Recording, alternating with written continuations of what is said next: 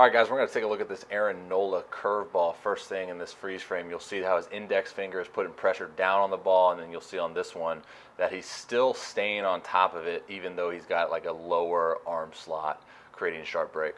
What you'll notice, and the most important thing about the curveball, is it doesn't pop up at release. It stays true, looks like a fastball.